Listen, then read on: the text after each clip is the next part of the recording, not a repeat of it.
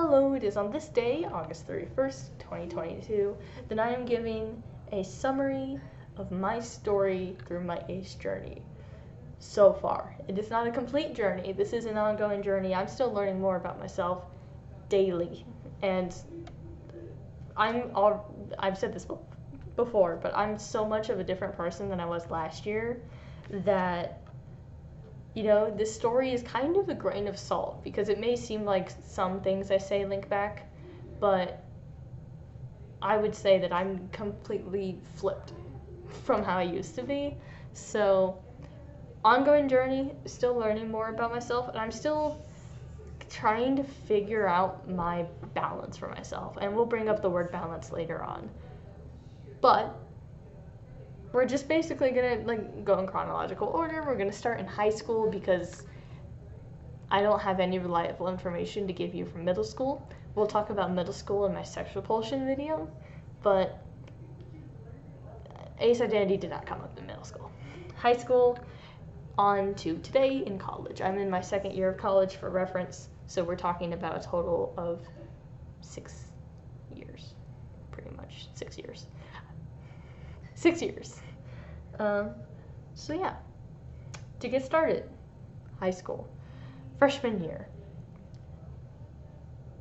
I kind of learned what attraction was freshman year on some level. I was not... There's a very complicated story here, and we'll dive into the complicated story in the sex repulse video. My story with sex repulsion. But I was this weird mixture of not understanding attraction and understanding attraction at the same time. I understood it for other people, I understood it for characters in particular, but I didn't understand it for me. I thought I just didn't feel it because I didn't want to, kind of thing.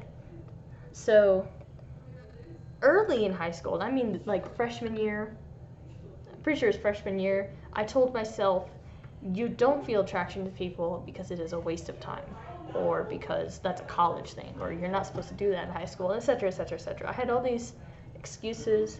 I'm sorry, my nose is so itchy right now. I built up all these excuses and reasons why I didn't feel attraction, and kind of went with it. And part of why I did this was because in middle school I convinced myself I had a crush on someone because in my friend group everyone had a crush and I wanted to fit in with the friend group. I did a lot of things to fit in that friend group. Sex repulse story.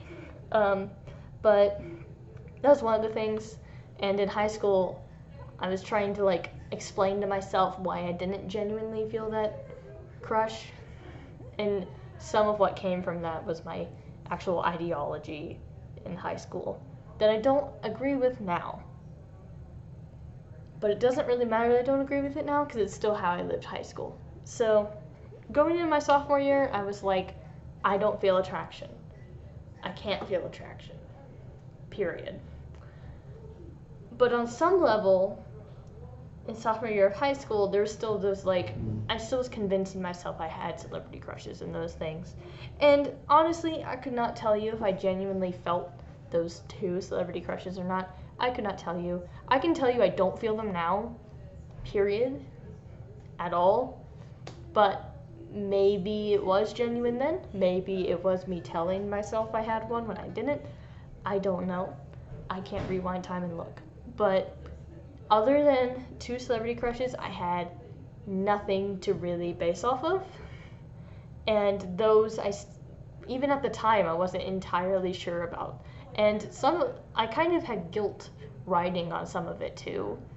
And so the entire time it just felt weird, and I wouldn't have called it like a basis for my sexuality. And so sophomore year, when people would come up to me in GSA, don't do this, by the way, I'll emphasize this in a minute, but don't go up to people and ask what their sexuality is. It's the same as going up to a person asking if they're trans. It's just rude. It's just rude. Even if you're both queer, or if you're assuming someone's queer, it's still rude to do. So don't. Please. But people in high school, because high schoolers don't know better, would come up to me and ask if I was bi because I was at the GSA meeting, and clearly I had to be gay to be there. And I would answer, I don't know, I'm an ally. Because I genuinely didn't know. I didn't assume I was straight, and part of this is because my backstory video, I don't know where my backstory video went, but it's somewhere on my channel. In my backstory, like how I was raised, I just didn't assume I was straight. I just was like, I'm something. And I just didn't know what. And I told people I didn't know. I was just an ally, but I didn't know. I told people that I would explore that later in life, and I wasn't dealing with that in high school because of my belief that's a college thing, that's not a high school thing. That's what I believed, and that's what I told people. So, sophomore year in high school, people were asking me about sexuality things, and I would tell them, no. Just no sexuality. But in a weird way. So, we go into junior year, and keep in mind the end of junior year is when COVID started, okay? End of junior year, COVID started. But before then, I started to actually kind of pick at these ideas, pick at what is happening. And I'm sorry if you guys can hear my roommates. And as I started to do that, I was like, okay, is it genuine? And I started to explore that a bit. And I started to that's when I started to stop feeling crushes a little bit and that kind of thing. Those started to fade, and I started to have these question marks. I learned the word ace, and I stared at it for a while, for a few months, and I was like, I don't think I'm ace. So at the time period, I was like, I think I feel attraction, but it's probably similar to ace for me. And I had that thing where it's I didn't know there was an ace spectrum at the time, but I had that thought of something equivalent to this, something along the lines of this. And later on, after COVID started, my friend introduced me the term demisexual, and that officially began my ace journey. So I explored into what the word demisexual meant. I explored into myself and trying to think of hypothetically, would demisexual stand out to me? Would I be demi-romantic? And I started to actually play with these ideas of what am I? Because I didn't address it before then, period. I just didn't, because I had no idea. So I started playing with it, and I decided that I thought demi fit me at the time period in which I learned that word meant. But I had a question mark on it still. I was like, demi? And then I just stuck with it for a few months. I didn't practice it, obviously, but I just kept living with the word in mind, and it still felt like it fit. So I was like, I guess I'm demi. This works. This is okay. This explains a lot of the things I was confused about. But COVID was kind of complicating things, so I didn't really explore myself that much in COVID, at least in the beginning, because I was just so worried about everything. So senior year is when I actually was sexuality beyond ace. Just do I feel attraction to genders, and what genders? Was what I started to play with in senior year. Senior year of high school was when I first was am I straight? Am I not straight? Etc., etc. And the conclusion I came to was bi. I didn't know the word omni at the time. I was kind of thinking that bi meant omni at the time. So I thought that meant the same thing. It doesn't really mean the same thing. I mean, I've said before in my video about that, but people disagree on what those labels mean. But I came up with bi in the end because I realized, hey, I have wallpapers of women. Hey, I vastly appreciate this one guy. Physically, aesthetically attractive kind of thing.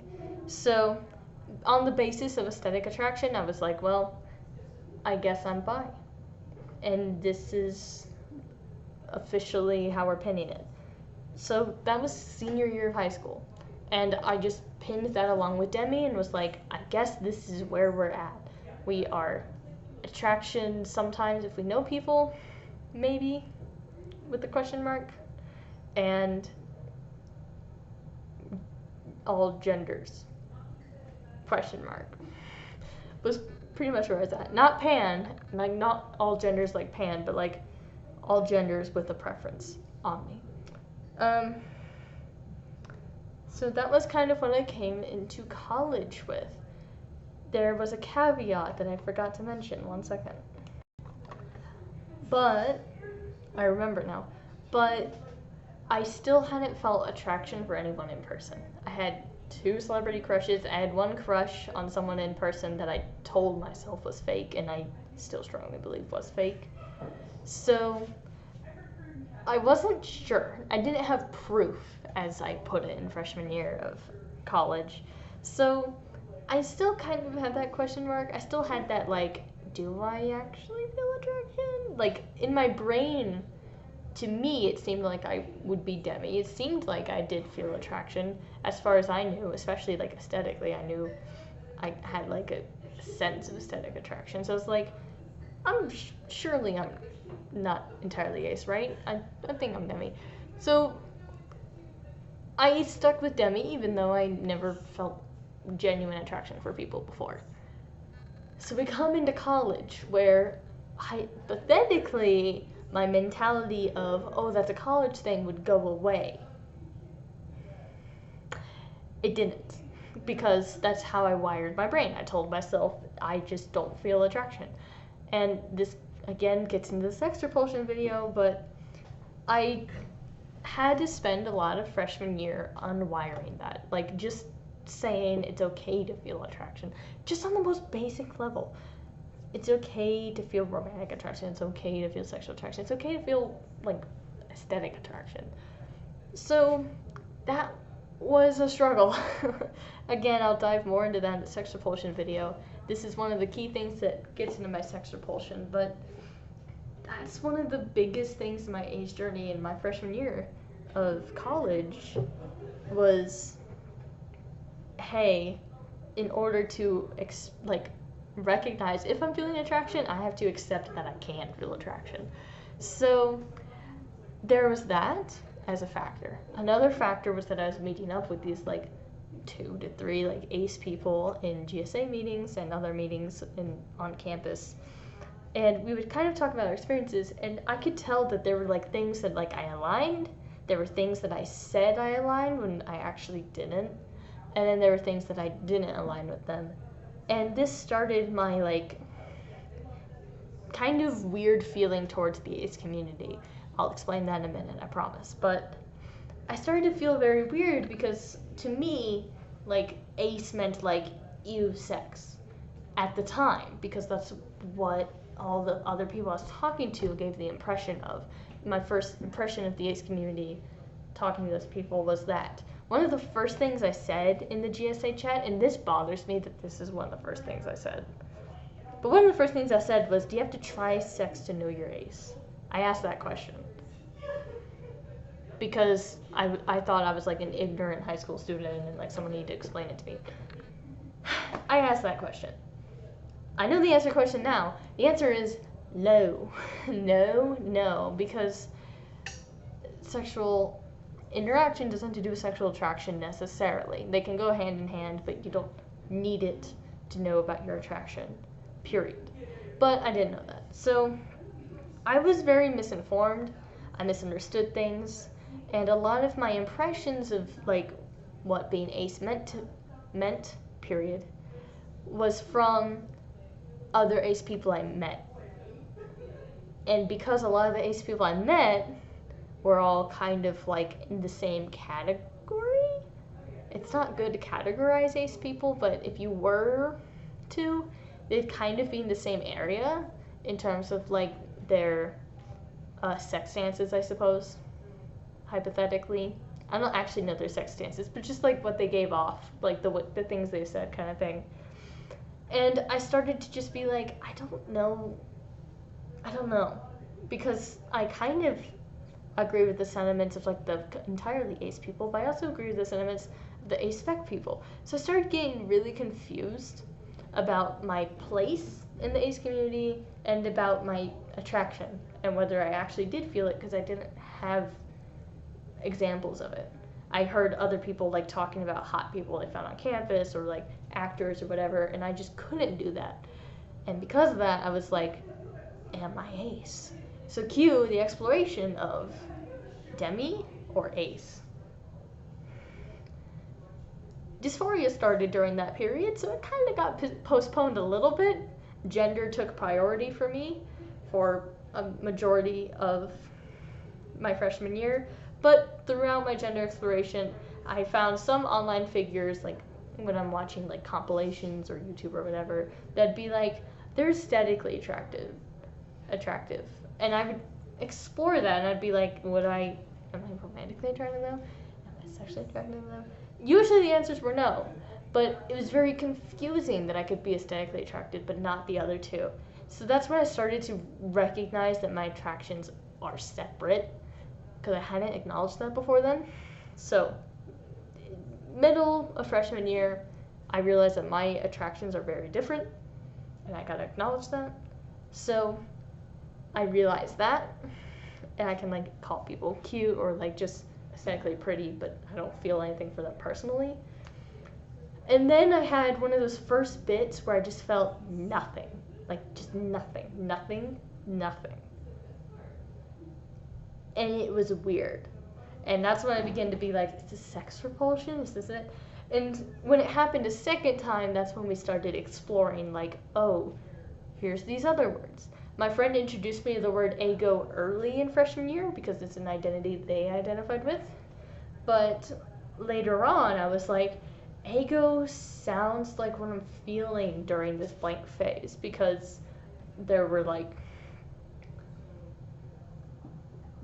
things I would like read or do in terms of like thinking I could feel attraction for someone, and then like as soon as I realize it's me, it goes away. I started experiencing that kind of thing during those periods, and I think part of it is like my gender identity.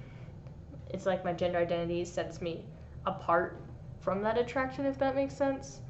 It's very complicated, but I started to realize that in those periods, and I did research after that. After that, I was like, okay, we're gonna learn about these ace identities. We're going to Google, load up the things, and educate on this. And so I started to explore ace identities, and I found ace flux, I found all these other things. I found out about AVEN. I believe I didn't join AVEN immediately. I think I joined AVEN towards the end of freshman year, I believe. The Asexuality Visibility Education Network. But I educated on it because I was like, okay, I don't know what I am. I don't know what's going on here. I learned about sex stances. I think Ace Dad Advice had a TikTok that was in a TikTok compilation I watched, and that's how I learned that sex stances are separate from ace identities. And it stuck with me. Like I can remember the TikTok perfectly. It's just never left me. And that's why I went and I did research on those things. And that's why it's one of the first things I covered on this channel, is because it helped me a lot in my ace journey recognize those are two separate things, and that my sex stance shouldn't have to interrupt whatever my ace identity is. So that's one of the biggest steps I had in like spring of freshman year, was separating those two things, especially with my sex repulsion, because when my sex repulsion came by, I couldn't say that I didn't feel attraction, because I sometimes still did feel attraction even if I was sex repulsed. But I also had to accept that even if I wasn't sex repulsed, it's okay to feel sexual attraction. Because again, I had to tell myself it's okay, because I had sex repulsion. We'll get into that in the sex repulse video. But I think that's one of the biggest steps on my ace journey, was recognizing I can separate these things, and whatever I think in my brain doesn't interrupt how I experience my attraction. So I started just on the base level experiment with how I experience my attraction. And I believe in the spring of freshman year, there were two people that I felt attraction for in like short periods of time. Not long periods of time, but short periods of time. One I saw in like a meeting somewhere, another I saw at the dance. And there were just these moments of like, okay, there's a click here. And then I kind of tried to explore that clique in that time period. Sometimes it was like the personality I gleaned in that moment. Sometimes it was like their aesthetic or like a combination therein. And so both of them, I would have told you it was like a demi kind of thing. One of them, I learned more about the person and kind of faded just because the personality got less of what I wanted. And I can kind of explain that one away, sort of. Again, I can't say that these are like entirely true because these are kind of like hypothetical workings in my head after the fact. But the other one, I think, was also like demi, like just an impression kind of demi, not like a I've known this person a long time kind of demi. And I didn't feel it the next time I saw them. So they were kind of vague examples to me, but they still stood out to me because they were the first times that I could like, I noticed a flip somewhere. I noticed something changed in some point in interacting with them. And that was when I was like, okay, I'm feeling something. We're going to experiment with it. We're going to acknowledge this, first of all. We're going to acknowledge this. We're not going to deny it. And we're just going to mark this on the record. Even if I don't feel it later, I felt something. And so that's when I was first able to do that for in-person people. Something I meant to say earlier is that the first characters that I officially like allowed myself to say I was attracted to them outside of middle school was senior year? Was senior year 2020? No, spring junior year was 2020. That's pretty much senior year. 2020. The latter end of 2020 was when I first started to create my list of characters I felt attraction for in a way. So I still had that basis, and that was kind of what confirmed my like bi-omni questioning was characters. But really in college, what I was looking for was, can I feel attraction for people I meet? Because I didn't know. Spring freshman year, it seemed like I could, but neither of them lasted. So they were just kind of like these one-offs. It is now sophomore year, it's the beginning of sophomore year, fall, and I have felt attraction for someone for more than a week, which is really weird. And it's something I want to kind of say just for the sake of saying it, is that it doesn't have to mean anything. It doesn't have to go through steps or stuff like that. Pretty much on like the broadest level, I'm just acknowledging I feel it, and now I know. Now I know I can, really, is one of the big things I'm taking away from this, is like, hey, I felt attraction to this person for a week, and I can explore, like, how am I feeling that attraction? Is it romantic? Is it physical? Is it et cetera, and kind of exploring it. It's kind of becoming a crush. I kind of don't want to say that because it's kind of weird and not something I'm used to in my life, so we're just not going to say that. But that's what other people call it, I guess. Again, for me, the biggest thing I'm like getting from this, it's like, oh, I can feel attraction. I can take this as a win. It's a win for me. I don't need anything else, please and thank you. So that's where I'm at right now. I'm kind of actually apparently feeling attraction, and I could not tell you if it was demi or gray or whatnot. I haven't decided that yet. I haven't been keeping track in the last few weeks because these last few weeks have been, in terms of like my sexuality, it's been going crazy, so I just kind of have been taking a step back and just letting it be. But in a while I'm going to reflect more on this, and I'm going to be like, okay, why I feel this for this person? Do I still feel for this person when ego hits, whenever ego next hits, we'll see, etc., etc. So, you know, there's still some like experimentation and stuff for me to explore here. I'm not going to over-explore, and this is something I want to emphasize in a minute, but I'm not going to over-explore for reasons I'll say in a minute. But there's still like things to learn, things to keep track of. Man. I've had a lot of meetings today, so I'm not well spoken today. Something I did want to say is that part of me wonders if it's my comfort in myself on some level. And I'm not saying that this is like what makes you feel attraction, but I think it could be an influence on feeling attraction, how comfortable you are with yourself. I think if you're more comfortable with yourself, you're going to notice your attraction to other people more, maybe. Hypothetically, at least for me, I think that's true. And I think that now that I'm more comfortable with myself, now I'm kind of coming into my gender identity more, like I've reached the point where I'm like generally just see myself as a guy. Generally, it's weird. I can't explain it, but since I've become more comfortable with myself, I've even become more of like an extrovert. I think because all of that has happened, it's starting to become easier for me to recognize attraction. And also just maybe the fact that I've been spending the last year kind of trying to drill it into my head that it's okay to feel attraction. So, there's a lot of factors here on the outside of my journey. Again, like the things I've told myself, my excuses, my sex repulsion, and I just cracked all of those fingers. The thing I just said, like trying to like accept that I can feel attraction, getting rid of guilt with attraction, that's a whole thing I'll cover in the Sex Repulse video. And like being uncomfortable with how I look and like how I act and hating myself in high school, all of those things are kind of outside factors that influence how much I paid attention to attraction and etc., or like denial of attraction, those things. And a lot of those things are weaker for me now because I've just been a lot more open to myself recently. So that may be a factor here in my story. But I guess I'm kind of living in the moment. So for me now,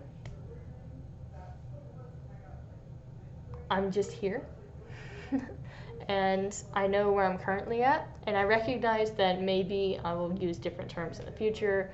I recognize that maybe I will become more open in the future. I may find that I'm not spec, maybe. I don't know. I have no idea. But I just know where I'm at currently, and where I'm at currently is like very, very occasional sexual attraction. Generally can like follow a pattern. We're generally saying demi-romantic with a question mark. We're exploring that. But I kind of have a few cases now that I can start to like build my argument on. So that's where I'm at. I'm sorry for this being a long video. Oh, there's one more thing I wanted to emphasize. Don't over-research into these things. I say that as like a stressful thing. So, like identifying myself as ace flux was great for me. Like I'm very glad I did it and all of that. But I did notice when I bumped into that line of going too far, like digging in too far, and my therapist sometimes pointed it out to me. There's that point in which you're diving so much, you're overanalyzing so much that you're losing track of what you're thinking about. So the best I can explain this is in terms of like a math problem. If you've been like overanalyzing like on a fundamental level how like some function or algorithm works for a long time, and then you try to look at the problem again, sometimes you can just get lost in what you were looking for, what you were doing, and just lose track of what you're doing. Or if you're writing at like 4 a.m, same kind of thing. You write something and then you stare at it for a minute and you just can't tell if the grammar's right or wrong, and then you just get more confused. That can happen when you're exploring identities, particularly ace identities, where you look at them for so long and you overanalyze them for so long that you get more confused. I generally would advise to like pace it out and acknowledge that these things can take time. And something that Ace Dad Advice said is that Ace is a long game. It really is.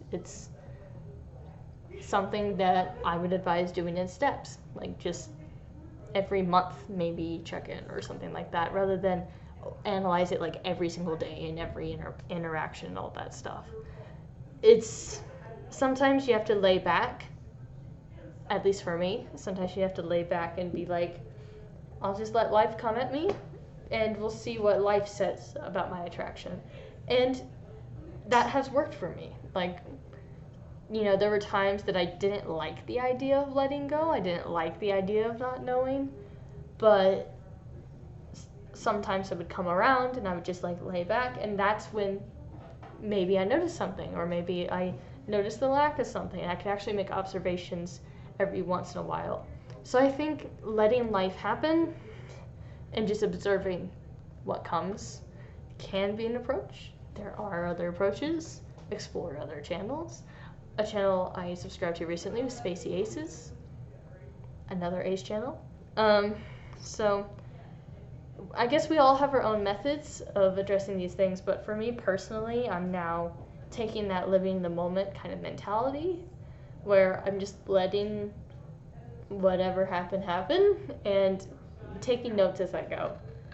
And just maybe every month or every other month, I'll actually like get into like Ace Flux. Where am I at? What do I think from the things that have happened recently, etc., etc. Rather than doing it constantly, especially with all my other stress. We don't need more stress.